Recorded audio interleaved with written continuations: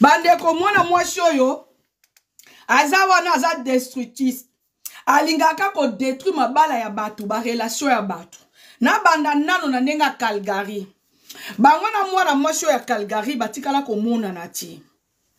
Bayeba na kindenge nini.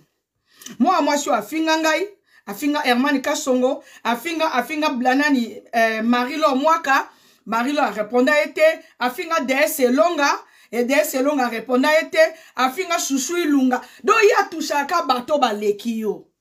Yo touchaka no kaka bato ba leki yo. Biso bato to leki yo na vie, na bakambo tout. Nde yo touchaka. DS Longa, otikala ko répondre yote. Nani nde kwa DS komunene, Tane Longa, atikala ko répondre yote. Les profits de Montréal, atikala ko répondre yote.